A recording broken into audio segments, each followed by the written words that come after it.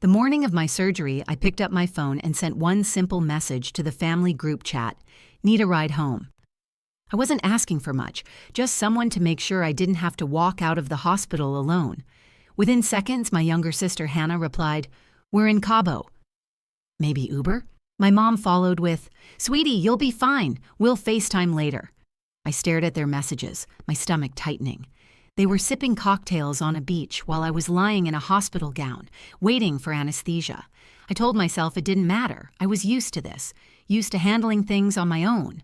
But what none of us knew was that by the time they came back from their vacation, everything would be different. I would be the owner of the building where their doctor's office stood. I have never been the kind of person who expects to be taken care of. Growing up, I was the one who remembered birthdays, sent out cards, helped move furniture, and cooked dinner when someone was sick. My younger sister Hannah was the family favorite. Wild, funny, and unpredictable. My mom, Rebecca, adored her free spirit. I admired it too, but I learned early on that being responsible meant being invisible.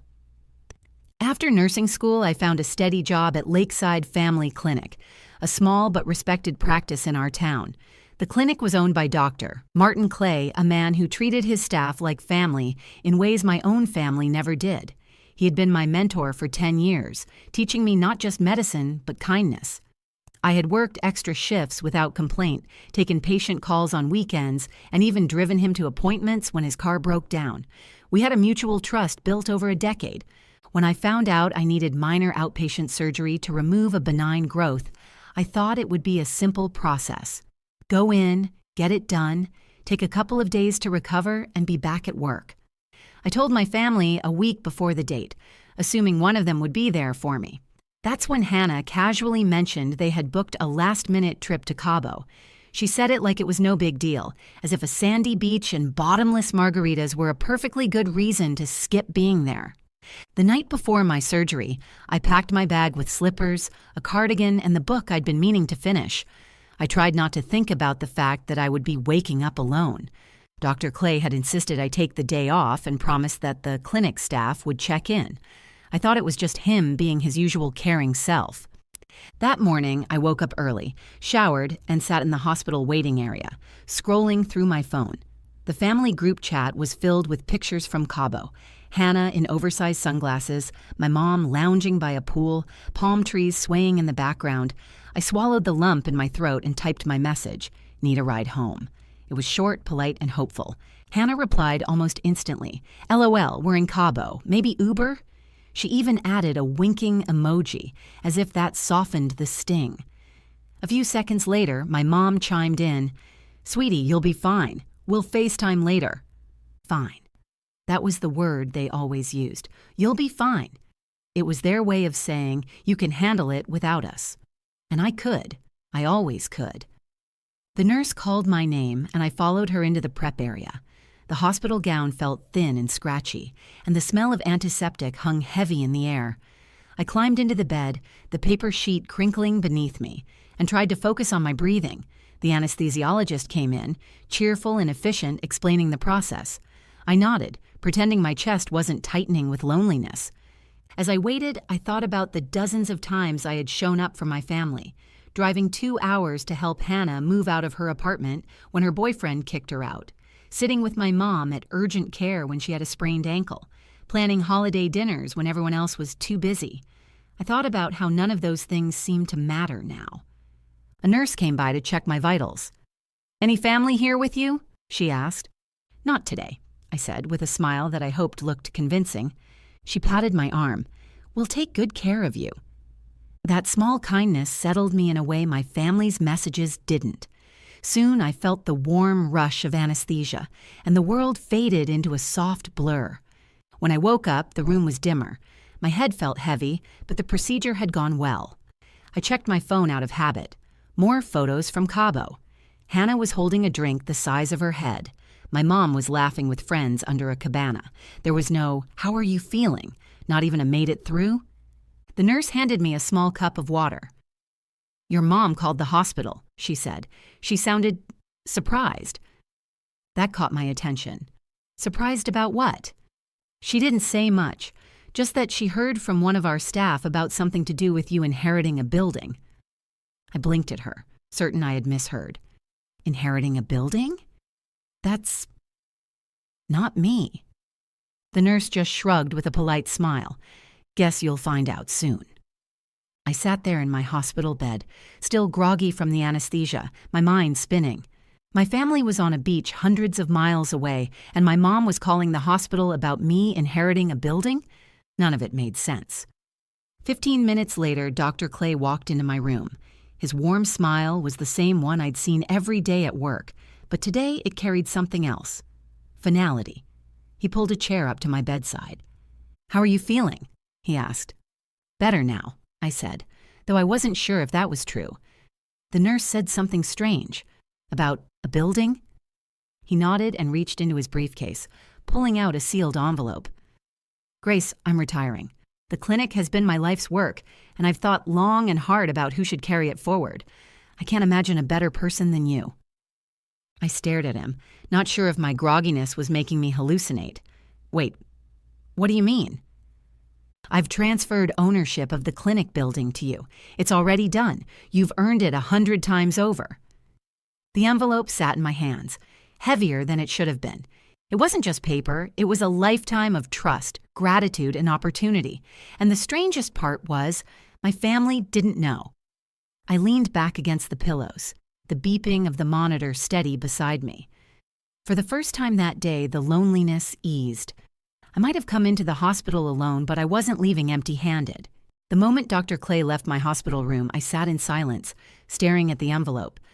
I wanted to open it right away, but my hands felt unsteady. I had just come out of surgery, my body still heavy with anesthesia, and now I was holding legal proof that I owned the building where I had worked for the past decade. It felt unreal. I thought about the timing. Dr. Clay had clearly chosen this day for a reason. Maybe he wanted me to be surprised. Maybe he knew I wouldn't believe it unless it was handed to me face to face. Whatever his reason, he had just handed me the biggest gift of my life, and my family had no idea. My phone buzzed on the bedside table. It was my mom.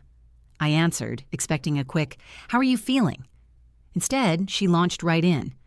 "I just got a strange call from the hospital nurse," she said. "She told me you're inheriting some kind of building. Is that true?"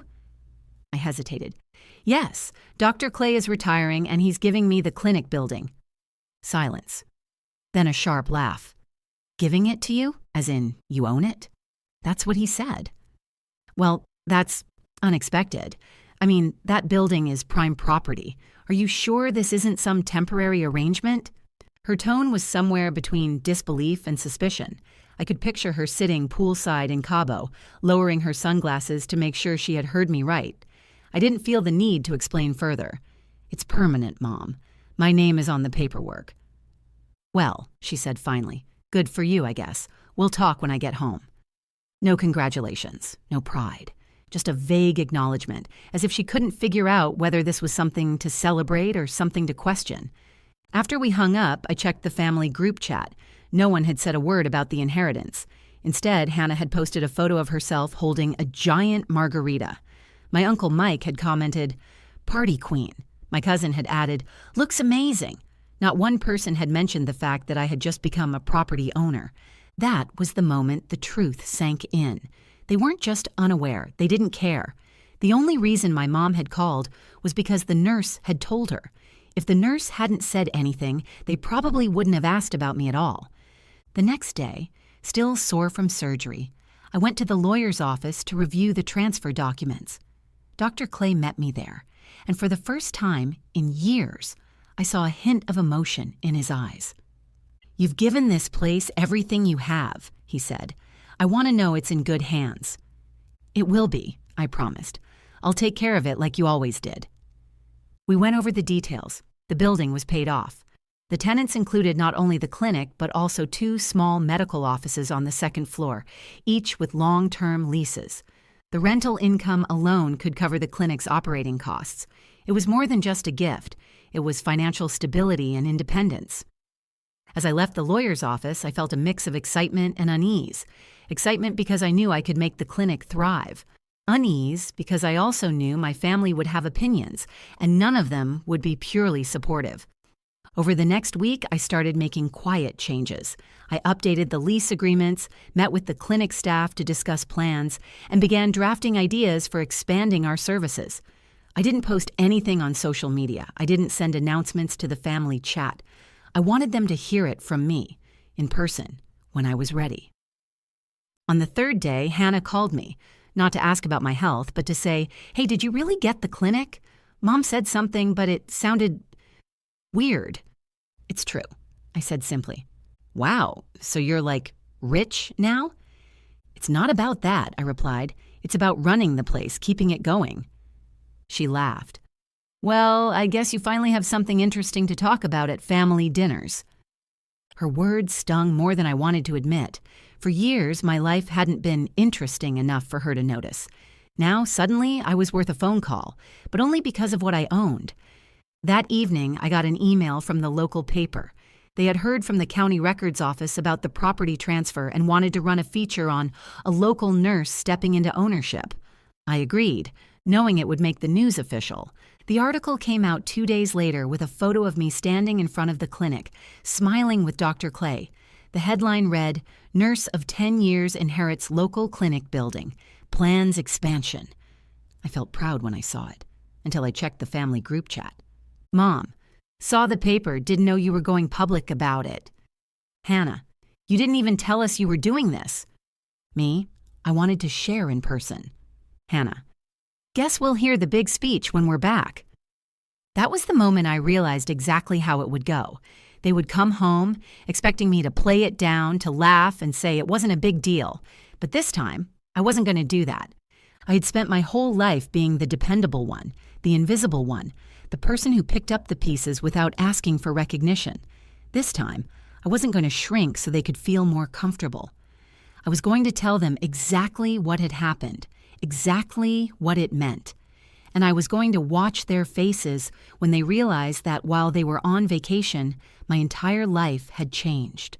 The day after the newspaper article came out, I sat at my kitchen table with a cup of coffee, staring at the photo of me and Dr. Clay on the front page. The sunlight streamed in through the blinds, catching the gold lettering on the clinic sign in the background of the picture. My name was in print. My accomplishment was out there for everyone to see. And my family had to read about it like the rest of the town. It was a strange mix of satisfaction and sadness. Satisfaction because I knew I had earned every bit of this. Sadness because the people who should have been the first to celebrate with me were acting as if I had stolen something from them. I knew I couldn't change how they felt, but I could control how I presented myself. I decided I would not be defensive, and I would not minimize what happened. When they came back from Cabo, I would tell them face to face. No half smiles, no awkward laughter to make them feel at ease. I wanted them to see the pride I felt. I spent the next week working closely with Dr. Clay to make the transition smooth. We walked through every detail of the clinic's operations. He introduced me to contacts at the local medical board, vendors, and other building tenants. I sat in on every meeting, notebook in hand, soaking up his advice. "This place is your responsibility now," he told me one afternoon as we stood in the clinic lobby. "Not just the building, the people, the patients, the reputation. That's worth more than money." "I know," I said, "and I won't take it lightly." In between those meetings, I quietly began making plans of my own. I scheduled renovations for the upstairs offices to make them more modern and patient-friendly. I started talking with 2 young doctors about moving their practices into the building when the leases opened. I also reached out to a local nonprofit about offering low-cost wellness clinics in the community room. With every decision, I felt my confidence grow. This wasn't just a lucky break. This was my chance to shape something lasting, and I was determined not to waste it. I also knew my family's return was getting closer. Their messages in the group chat were still full of beach pictures, cocktails, and tourist spots. Not once did they ask how my recovery was going or what the last 2 weeks had been like. It was clear they expected me to just be the same quiet, accommodating Grace when they walked through my door. That thought made me pause. I realized this wasn't just about telling them the news. It was about setting the tone for how they treated me from now on. I had always let them talk over me, dismiss my achievements, and make jokes about me being the boring one. But this was different. I had something they couldn't ignore, and for once I wasn't going to let them spin the story their way. I began planning the conversation. Sunday lunch at my house would be the perfect setting. No interruptions from restaurant staff, no reason for anyone to leave early. I would make a nice meal, sit them down, and lay it all out clearly. By Friday, the renovations at the clinic had already begun, and Dr. Clay had officially handed over the keys. I kept them in my purse, the weight of the metal reminding me of the trust he had placed in me. That afternoon, I got a call from Hannah. "We're flying back Saturday," she said. "Mom's already planning to come by Sunday. Hope you're making something good for lunch." "I am," I told her. "There's something important I want to talk about." Her tone shifted slightly. "Is this about the whole owning the building thing? Because, honestly, it sounds crazy. I still don't get how you ended up with it." "I'll explain it in person," I said, firmly. She laughed lightly, the way she does when she's trying to brush off a subject. "All right, whatever you say." After we hung up, I felt the familiar rush of nerves that came before any family gathering, but this time it was different. I wasn't dreading it.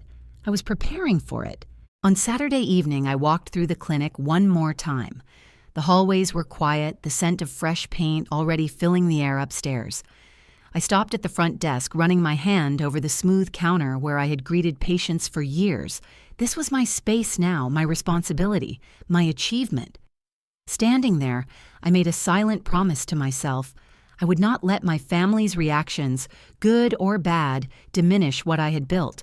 I would speak the truth plainly, let them feel whatever they needed to feel, and leave it at that. Sunday morning, I woke up early to prepare the meal. The table was set with fresh flowers in the center, and I had cooked all of their favorites: roast chicken, garlic mashed potatoes, and lemon pie. As I worked, I imagined the moment I would slide the newspaper across the table. I pictured the way Hannah's smirk would fade, the way my mother's eyes would widen. It wasn't about revenge. It was about reclaiming my place in my own story. For too long, I had been the quiet background character in my family's narrative. This time, I was going to stand front and center, and I was going to do it without apology. By the time the doorbell rang, my heart was steady. I wiped my hands on a towel, took a deep breath, and opened the door to see them standing there, tanned and smiling. They had no idea the conversation that was about to happen. When I opened the door, Hannah swept past me first, tossing her sunglasses onto the entry table. My mom followed, pulling me into a quick hug that felt more like a polite greeting than a heartfelt reunion. They were both still glowing from their trip, talking over each other about the weather, the food, and the shopping in Cabo. I smiled, listened, and waited. We moved into the dining room. The table was set neatly, the roast chicken steaming in the center. I poured them each a glass of iced tea and took my seat across from them. "This looks amazing," my mom said, reaching for the potatoes. "We haven't had one of your home-cooked meals in ages." Hannah grinned at me. "Guess Cabo didn't ruin your cooking skills." I let their small talk run its course. They told me about the poolside parties, the live music, and the friends they made at the resort. Finally, when the plates were full and the conversation slowed, I slid the folded newspaper across the table. "What's this?" Hannah asked, wiping her hands before picking it up. "Page 3, I said. She unfolded it, her eyes scanning the page. Then her eyebrows shot up. "Wait, this is you." Mom leaned over to look. "Doctor. Clay retires. Ownership transferred. Grace Ellison inherits clinic building?" She turned to me, her voice sharp. "You own it now." "Yes," I said. "It's mine. The building, the leases, the clinic, all of it." Hannah let out a short laugh, shaking her head. "I thought Mom was exaggerating when she told me. How does that even happen?" Dr. Clay wanted to retire, and he decided I was the right person to take over, I said. He signed the papers the morning of my surgery. "You mean the day you texted us about needing a ride?" Hannah said. I nodded. "Yes. While you were in Cabo, I had surgery and I became the owner of the building where your doctor's office is." Mom set the newspaper down and folded her arms. "That's a lot, Grace. And you didn't think to call us right away?" "I wanted to tell you in person," I said. "And I wanted to tell you when I was ready to answer the questions without brushing it off like it was nothing." Hannah leaned back in her chair. "So, you're basically our landlord now?" "In a way, yes," I replied. "The clinic's lease is part of what I own." They both went quiet for a moment. I could see them processing the shift in dynamics. For years, I had been the one in the background, someone they could tease for being too responsible, someone whose life they barely asked about. Now, I was in a position of authority over something they used regularly. Mom finally spoke. I suppose congratulations are in order. It's not every day someone gets handed a building. It wasn't handed to me, I said, my tone steady. I worked for Dr. Clay for 10 years. I was there early, stayed late, covered shifts, and built relationships with the patients and staff. This isn't about luck. It's about trust and commitment. Hannah gave a slow nod. Fair enough.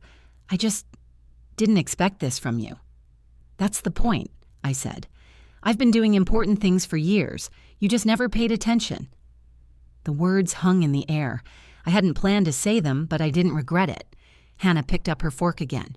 Well, I guess next time I need an appointment, I know who to call. You won't have to call, I said. The clinic is staying the same for patients, but I'm making improvements. New programs, more services, better equipment. Mom's expression softened slightly. It's a big responsibility. I know, I said, and I'm ready for it. For the rest of the meal, the conversation shifted between practical questions and small bursts of awkward silence. They wanted to know how much the building was worth, what I planned to do with it, and whether Dr. Clay was really stepping away completely. I answered each question calmly, without downplaying the truth. When lunch was over, I walked them to the door. My mom hugged me a little tighter this time. Well, Grace, you've certainly surprised us. Good, I said. It's time you saw what I'm capable of. Hannah smirked. Guess you're not so boring after all. I smiled, but this time, it wasn't for their benefit. It was for me. I had told my story my way. I had stood in my own worth without asking for permission or validation, and the look in their eyes told me they finally understood that the version of me they had always known was gone. As their car pulled out of my driveway, I went back inside and picked up the newspaper from the table. The photo of me in front of the clinic looked different now. It wasn't just a moment captured. It was the beginning of something entirely new. That afternoon, I drove to the clinic. The sun was setting, casting a warm glow across the front of the building. I unlocked the door and stepped inside, the quiet hum of the air conditioning greeting me. I walked through each room from the waiting area to the exam rooms, feeling the weight of what I had taken on. This was mine now. Not because someone handed it to me without reason, but because I had earned it, day after day, year after year. When I locked up and stepped back outside, I didn't feel the loneliness I had felt the morning of my surgery. I felt ownership, in every sense of the word, and I knew that no matter what my family thought or said from that day forward, this was a turning point I had created for myself. The week after that Sunday lunch, something changed in the way my family spoke to me. It was subtle, but I felt it. My mom started calling more often, asking how the clinic renovations were going. Hannah sent me a link to an office furniture store with the message, "Thought this might work for your new space." These were small gestures, but they were different from before. There was a new tone in their voices, a mix of curiosity and respect that had never been there. At first, I wasn't sure how to respond. Part of me wanted to hold on to the resentment I had carried for years, the part that remembered every time they had dismissed or overlooked me. But another part of me knew this was my chance to set a new standard for our relationship. I didn't need their constant praise, but I wasn't going to accept being minimized again. Meanwhile, the clinic was thriving under the changes I had begun to put in place. The upstairs offices were freshly painted, the new equipment had been delivered, and the staff was excited about the expanded services we were planning. Patients noticed the difference too. One woman told me during her checkup, "It feels brighter in here, like you're bringing new life into the place." That meant more to me than any headline. Dr. Clay visited one afternoon, walking through the hallways with a proud smile. "You've already made it better," he said. "I knew you'd be the right one." His words reminded me why I was doing this. This wasn't about proving my worth to my family. It was about honoring the trust someone had placed in me and building something that would help people for years to come. I also started to notice a shift in myself. I carried myself differently. I spoke with more certainty in meetings. I stopped apologizing for taking up space or for making decisions that others might not agree with. I no longer waited for someone to tell me I was doing a good job. I knew when I was. One evening, Hannah stopped by after work. She walked through the clinic with me, asking questions about the renovations. "I get it now," she said quietly. "You really earned this." Hearing that from her was more surprising than inheriting the building. She wasn't someone who gave compliments easily, especially to me. I didn't need her approval, but I could tell she meant it. My mom's acknowledgement came in her own way. During a family gathering a few weeks later, someone asked her how I had ended up with the building. She didn't say it was luck. She didn't joke about me being in the right place at the right time. Instead, she said, "Grace has been working hard there for years." Dr. Clay trusted her to keep it going, and she's doing a great job. It wasn't a dramatic apology. It wasn't an emotional speech. But it was the truth, spoken out loud. And that was enough. The morning of my surgery had started with a simple text, "Need a ride home?"